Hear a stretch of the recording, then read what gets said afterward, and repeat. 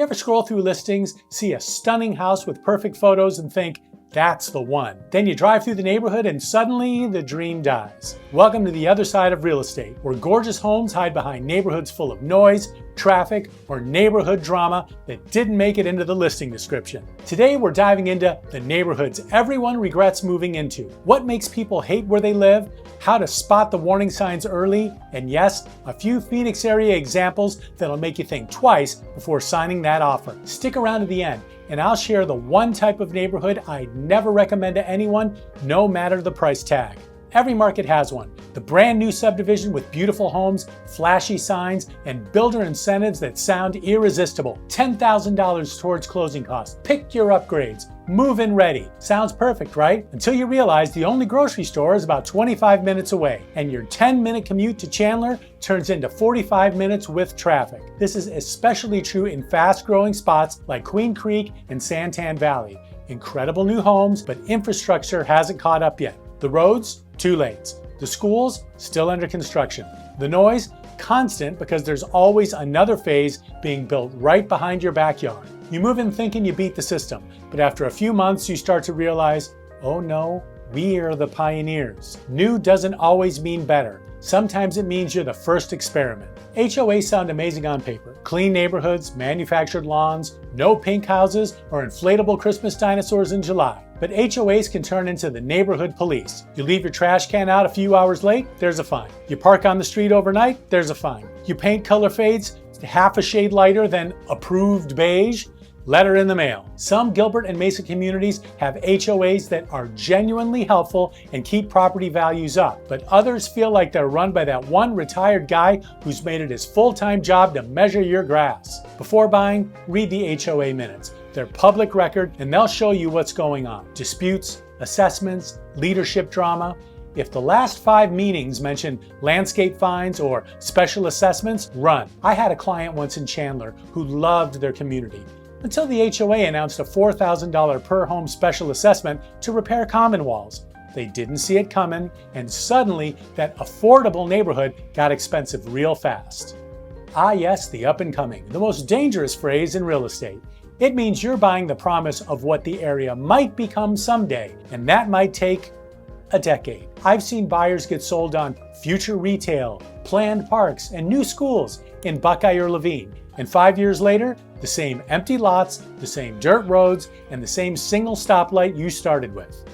If you're the type that wants peace and convenience now, don't buy potential. Buy what's already there. And remember, builders and agents sell up and coming with emotion, not evidence. If they say a Whole Foods is coming soon, ask when. If they say there's a new school planned, ask who it's funded by.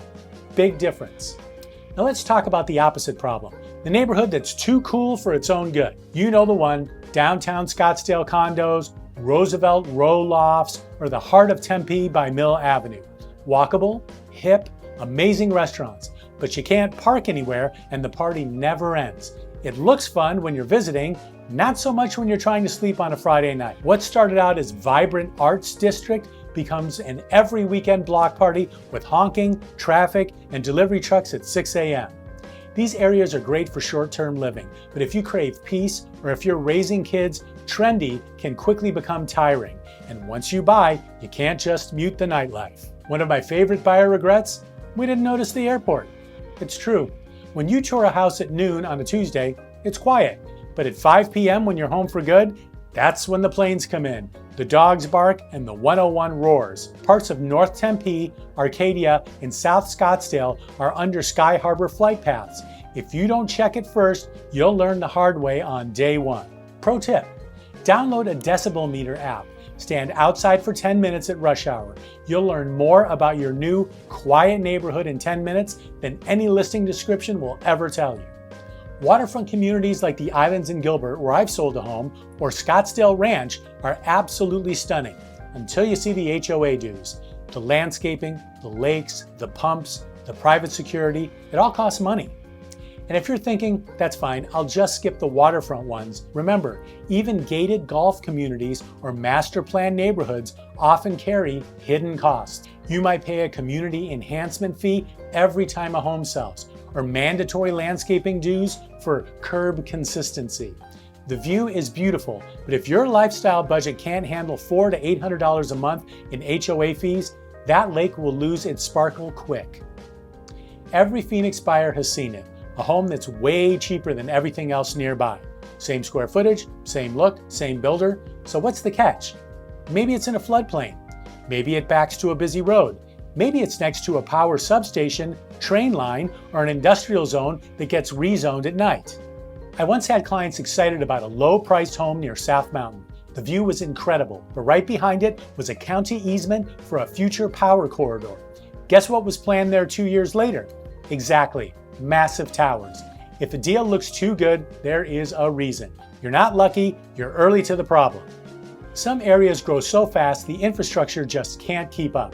North Peoria, South Gilbert, even Mesa all have neighborhoods that exploded in size before the roads, schools, or water systems can handle it. People move in excited, then spend an hour getting the kids to school and another 45 minutes getting home from work. Eventually, they start saying what I hear all the time: we love our house, but we hate the drive. That regret builds quietly, but it's the #1 reason people sell within 2 years of buying. Now let me be clear. I don't want to say that. Every time a politician gets on TV, that's the first thing they say right before the lie. So let me put it this way. Every one of these places that I'm about to tell you about have fantastic homes and happy residents, but they also have patterns that trip people up. Downtown Scottsdale has a lot of nightlife and event noise. Old Town Scottsdale has parking and weekend chaos. Queen Creek and Santan Valley, commute fatigue. North Peoria, distance from downtown Phoenix jobs is excessive. Buckeye, growth outpacing infrastructure. Arcadia Light, airplane noise and rising prices. None of these are bad, but every one of them can be a bad fit if you don't know what you're getting into. The neighborhood that looks perfect on paper might feel completely different in real life. Here's your blueprint before buying anywhere in the Phoenix metro. Number 1, visit 3 times, morning, evening, and weekend. You'll hear and see completely different things each time. Neighbors will tell you what the HOA emails won't. You can literally see what's zoned to be built in the future.